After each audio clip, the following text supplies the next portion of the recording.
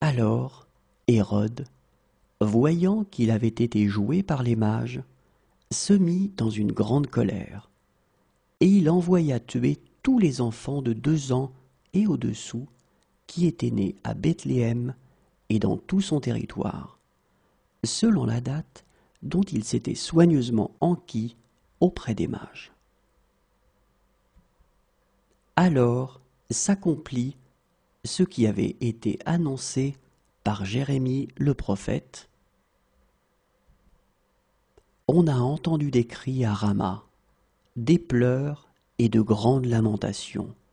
Rachel pleure ses enfants et n'a pas voulu être consolée, parce qu'ils ne sont plus. Quand Hérode fut mort, voici un ange du Seigneur apparut en songe à Joseph en Égypte,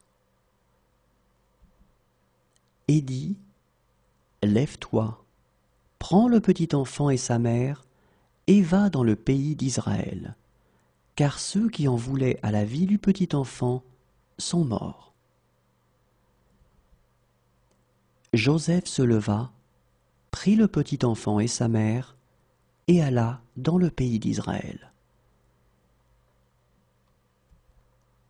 Mais, ayant appris qu'Archélaüs régnait sur la Judée à la place d'Hérode, son père, il craignit de s'y rendre, et divinement averti en songe, il se retira dans le territoire de la Galilée,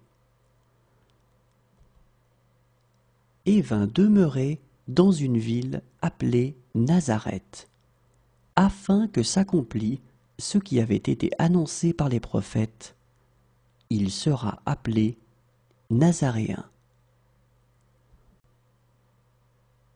En ce temps-là parut Jean-Baptiste, prêchant dans le désert de Judée. Il disait : Repentez-vous, car le royaume des cieux est proche.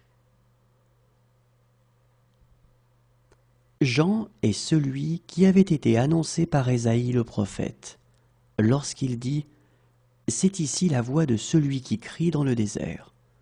Préparez le chemin du Seigneur, aplanissez ses sentiers. Jean avait un vêtement de poil de chameau et une ceinture de cuir autour des reins. Il se nourrissait de sauterelles et de miel sauvage. Les habitants de Jérusalem, de toute la Judée et de tout le pays des environs du Jourdain se rendaient auprès de lui. Et, confessant leurs péchés, ils se faisaient baptiser par lui dans le fleuve du Jourdain. Mais, voyant venir à son baptême beaucoup de pharisiens et de sadducéens, il leur dit : Race de vipères, qui vous a appris à fuir la colère à venir ? Produisez donc du fruit digne de la repentance. Et ne prétendez pas dire en vous-même : Nous avons Abraham pour père. Car je vous déclare que de ces pierres-ci, Dieu peut susciter des enfants à Abraham. Déjà, la cognée est mise à la racine des arbres. Tout arbre, donc, qui ne produit pas de bons fruits, sera coupé et jeté au feu.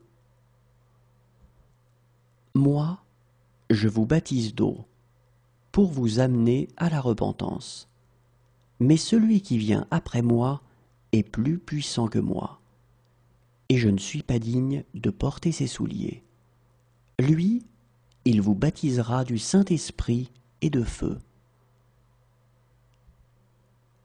Il a son vent à la main, il nettoiera son aire, et il amassera son blé dans le grenier.